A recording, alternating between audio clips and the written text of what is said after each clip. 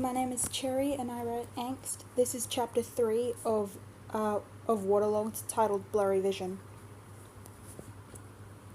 The remainder of middle school was a blur.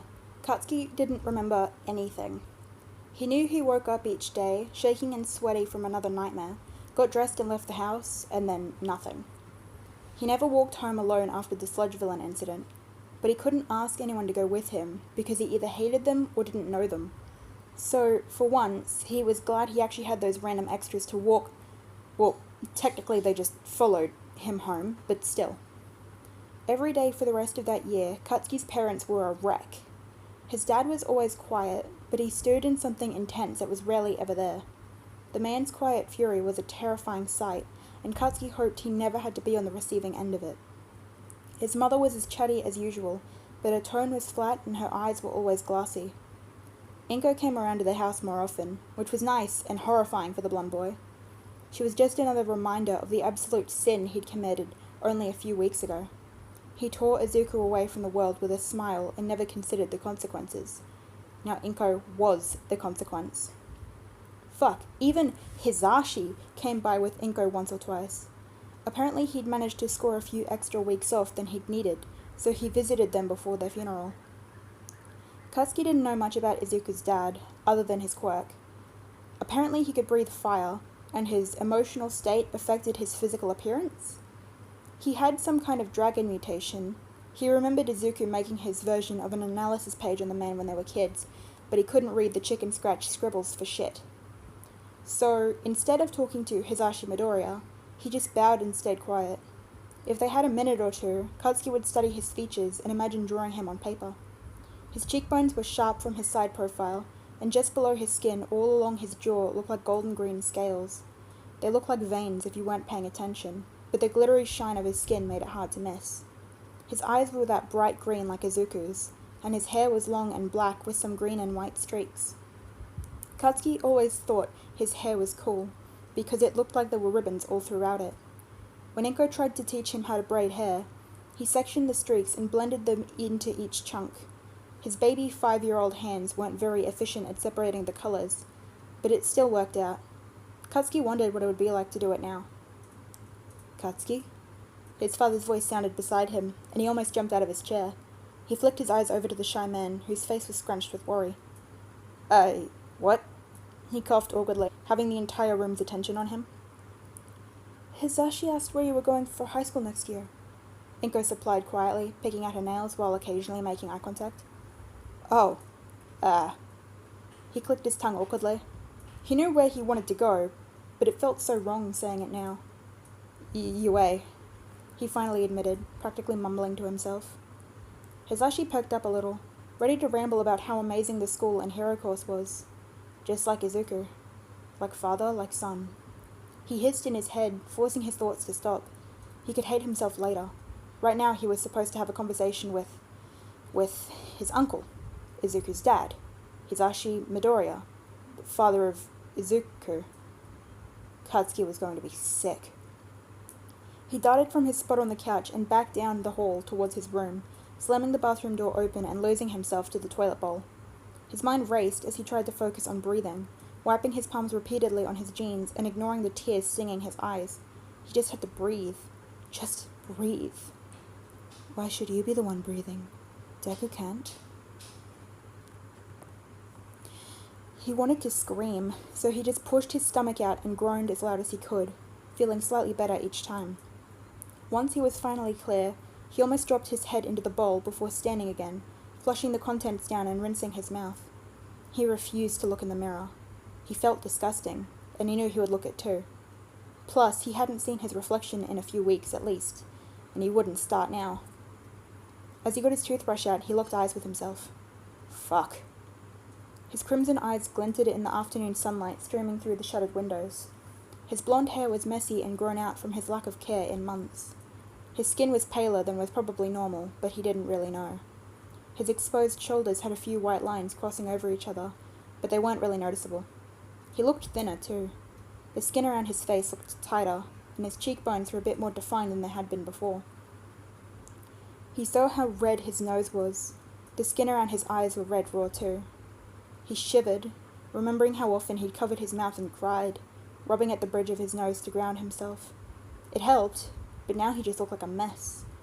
He was good with his skincare, which he refused to admit to anyone at school because of how stupid it sounded, but he enjoyed it. Now he didn't care. He envisioned the products sitting behind the mirror, all arranged carefully in his preferred order, his methods of madness completely ignored by his parents, albeit after months of arguing. He just brushed his teeth and lost himself, zoning out as he stared into his own dead eyes. He occasionally focused on the shower behind him and decided it would be smart. He probably smelled like death. It would be rude to shower with guests over, but they would prefer this. They'd thank him for it.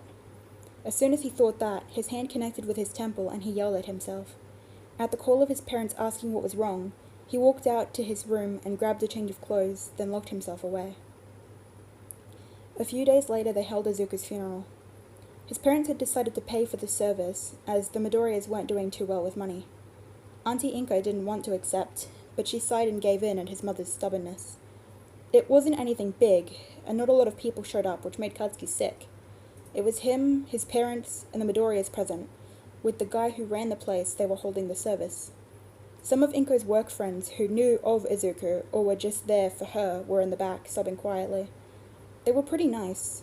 Katsuki ran into a few of them at the local clinic if he ended up sick or something, and they treated him pretty well. Apparently his dad had got in contact with one of Katsuki and Izuku's old babysitters, who showed up and was an absolute wreck. He loved taking care of the two when they were little, said it was the best part of his day. He was doing a shit ton of studying to get through his college course, plus working part-time at a hero agency, and would always share plenty of cool stories with the sidekicks he met.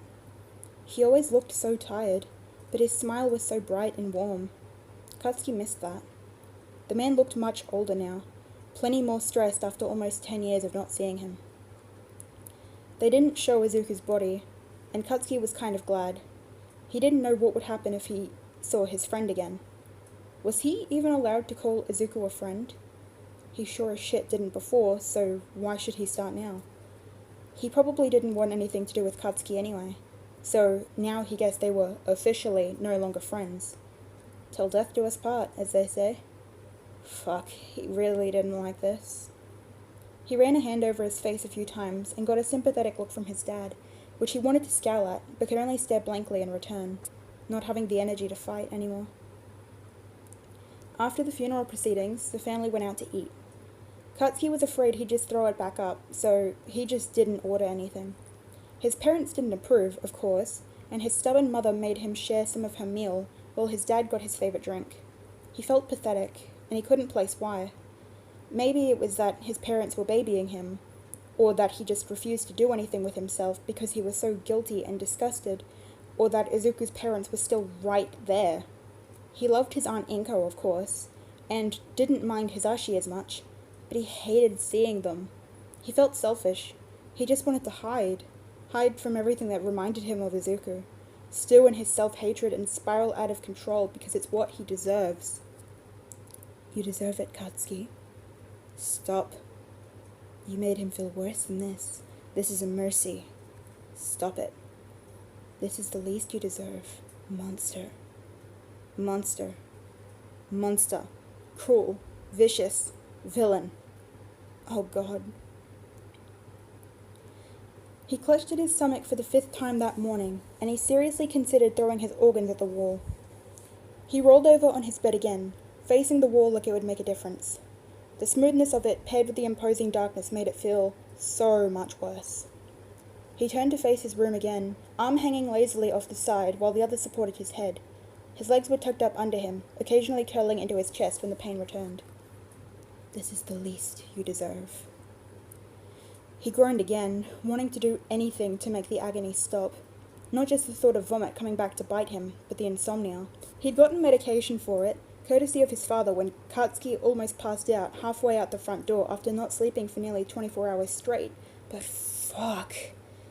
The meds couldn't kick in any sooner, and he was stuck with himself for at least 10 minutes. 10 long, agonizing minutes. He wanted to play music, but he didn't deserve the peace, that blissful break in the agonizing silence. He needed to sit in the silence, to drink it in, to really appreciate it. He stood in his thoughts, suffering alone in the dark. This was how he felt, wasn't it? It's the least Katsuki deserved, since Izuku had nothing but the darkness. The only light he ever saw were his own explosions, and that. He rolled off the bed and emptied his stomach again, body growing shakier until he couldn't see straight. His eyes blurred with tears, and he kept them closed as he threw up. He heard his light turn on and footsteps approach him, but he didn't care. He couldn't care. He was busy. Obviously. He was busy hating himself, losing himself once again to the trash can, losing himself to the self-made darkness, the self-hatred, the guilt. He hated this. He knew it wouldn't help anything, but he wanted to tear his skin off. Mitsuki rubbed his back as he finally stopped vomiting, returning to quiet and shaky sobs as Masaru opened the window. The pair were worried for their son. They knew that depression came in many forms, and that it affected everyone differently, but seeing their explosive and often obnoxious son in so much pain all the time was scary.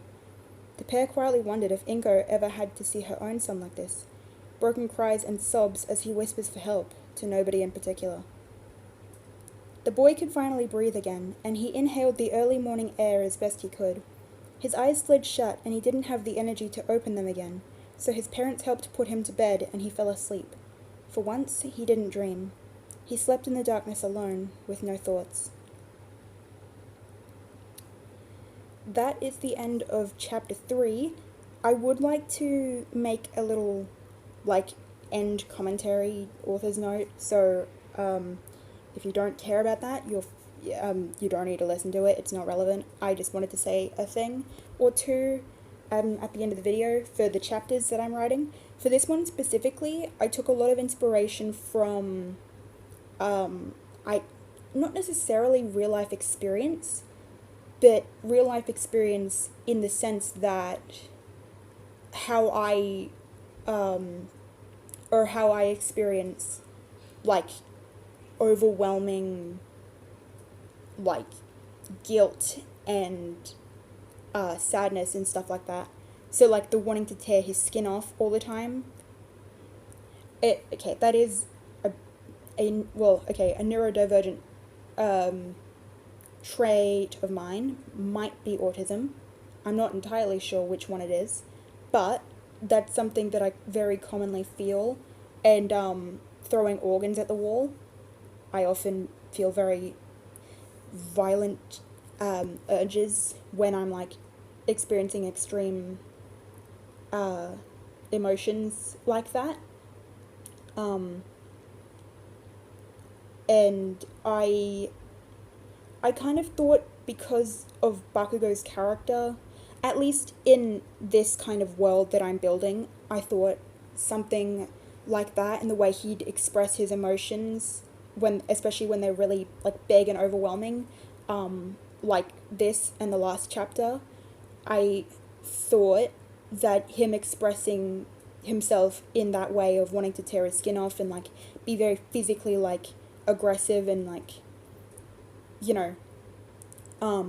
I guess self-harming in that kind of way would make sense, at the very least for this AU, and it heavily diverges, changes from the canon universe as time goes on, as you will see, but yeah, I think canon story Bakugou might do might do something similar, because he obviously has very not healthy coping mechanisms by the way he deals with his feelings towards Midoriya and stuff like that, which I will tackle at some point during this fic. But yeah, that's pretty much the end of that. Thank you for listening. Chapter 4 will be uploaded next, and I'm thinking I'm going to start posting snippets of other stories and stuff. Another story I'm working on. I might try and I'm trying to be consistent with videos and stuff. Obviously, I've been doing this for 2 weeks, so who knows what's going to happen there. But if I can, I'm hoping to maybe do 2 videos a week for different stories. So like one video for Waterlogged on a Friday or a Saturday, and then another one for whatever other fic I'm working on.